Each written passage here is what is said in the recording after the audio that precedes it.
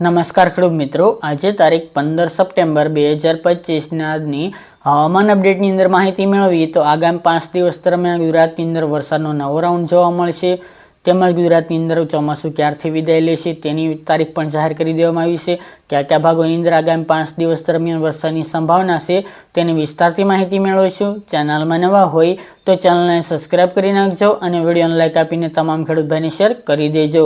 ખાસ કરી મિત્રો, અત્યારે મગફળીની અંદર ડોડવા કાળા પડતા હોય છે તેમજ ઉત્પાદન વધારવા માંગો છો તો યુનાઇટેડ ઇન્સેક્ટિસાઇડ લઈને આવ્યું છે માઇક્રોનોસ CBZ, જેમની અંદર કેલ્શિયમ, બોરોન અને ઝીંકના મિશ્રણનું પ્રવાહીયુક્ત ખાતર આવે છે, જેનો છંટકાવ કરીને તમે કાળા ડોડવા પડતા હોય અથવા તો મોટો ભરાવદાર દાણો અને મગફળીનું ઉત્પાદન ગુણવત્તાયુક્ત વધારવા માંગો છો તો આનો છંટકાવ કરો. નજીકના કોઈપણ એગ્રોની મુલાકાત લેશો એટલે આ પ્રોડક્ટ મળી રહેશે.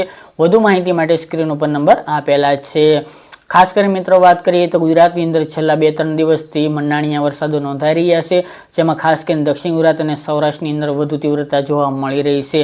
ખાસ કરીને વાત કરીએ તો ભાવનગર જિલ્લાના 2-3 તાલુકા હોય, અમરેલી છે, જુનાગઢ છે, રાજકોટ છે, જામનગર છે, આ વિસ્તાર અને ખાસ કરીને દરિયાકાંઠાના ભાગો તેમજ સુરત છે, ભરૂચ છે, એવા ભાગોની અંદર પણ વરસાદી માહોલ, દાહોદ, ગોધરા એ વિસ્તાર અને છોટાઉદેપુર આના છૂટક વિસ્તારની અંદર વરસાદની ગતિવિધિ મંડાણીયા વરસાદો જોવા મળી રહ્યા છે. અમુક જગ્યાએ તોફાની વરસાદ પવન સાથે તેમજ ગાંજવી સાથે જોવા મળી રહ્યો છે. મિત્રો, આજે 15 તારીખ છે. આજથી વરસાદની તીવ્રતા થોડી વધી શકે છે, વિસ્તારોમાં પણ થોડો વધારો થઈ શકે છે. હાલ મિત્રો, જે અત્યારે રાઉન્ડ ચાલુ થવાનો છે તે બંગાળની ખાડીની સિસ્ટમના કારણે જોવા મળશે. આગામી 21-22 તારીખ સુધી આ વરસાદની માહોલ જોવા મળી શકે છે. આમ જોવા જઈએ તો પૂરેપૂરો સપ્ટેમ્બર મહિનો ગુજરાતમાં છૂટાછવાયા વિસ્તારની અંદર વરસાદી માહોલ છવાઈ શકે છે. પરંતુ સૌથી પહેલાં 5 દિવસની વાત કરવામાં આવે તો આજથી વરસાદના વિસ્તારો ધીરે ધીરે વધતા જોવા મળશે. 18, 19, 20 આ 3 દિવસ દરમિયાન થોડી વધુ તીવ્રતા જોવા મળી શકે છે અને વિસ્તારો પણ થોડા વધુ જોવા મળી શકે છે. આ રાઉન્ડની અંદર સાર્વત્રિક વરસાદ નહીં જોવા મળે, અમુક વિસ્તારો વાઇઝ વરસાદની ગતિવિધિ જોવા મળી શકે છે. જેમની અંદર મિત્રો વાત કરીએ તો સૌરાષ્ટ્રના દરિયાકાંઠાના ભાગો, જેમાં ગીર સોમનાથ, જુનાગઢ, રાજકોટ, જામનગર હોય, પોરબંદર, ભાવનગર, અમરેલી, બોટાદ જેવા ભાગો, આ વિસ્તારની અંદર વરસાદની ગતિવિધિ જોવા મળી શકે છે આગામી 5 દિવસ દરમિયાન. તેમજ દક્ષિણની અંદર સુરત, ભરૂચ, નર્મદા, અંકલેશ્વર, સુરતના અન્ય વિસ્તારો હોય, ઓલપાડ સહિતના ભાગો, ડાંગ, નવસારી, તાપી જિલ્લો અને વલસાડ જિલ્લો, આ વિસ્તારની અંદર વરસાદની ગતિવિધિ જોવા મળશે.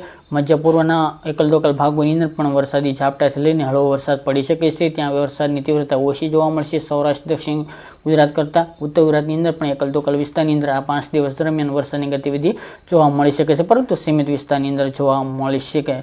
ખાસ કરી મિત્રો, આ જે વરસાદી રાઉન્ડ છે બંગાળની ખાડીની સિસ્ટમના કારણે જોવા મળશે. સાર્વત્રિક વરસાદ નહીં જોવા મળે, 30-35% વિસ્તારને કવર કરી શકે છે. દરરોજ મિત્રો વિસ્તારો અલગ હોઈ શકે છે અને ખાસ કરી મિત્રો આ રાઉન્ડની અંદર બપોર બાદ એટલે કે સાંજ દરમિયાન 3 વાગ્યા આસપાસથી વરસાદની ગતિવિધિ જોવા મળશે. જ્યાં પડશે ત્યાં ગાજવીજનું પ્રમાણ વધુ જોવા મળી શકે છે. સાર્વત્રિક વરસાદનો રાઉન્ડ નથી, જેની નોંધ લેવી. જે વિસ્તારની અંદર વરસાદી માહોલ ઓછો જોવા મળી છે સૌરાષ્ટ્રના ભાગોની અંદર, તેમાં આ મંડાણીયા વરસાદનો લાભ આપે તેવી હાલ સંભાવના રહેલી છે. આમાં કોઈ પણ ફેરફાર હશે તો અપડેટ આપતા રહીશું. આ હતી મિત્રો આજની વહેલી સવારની અપડેટ.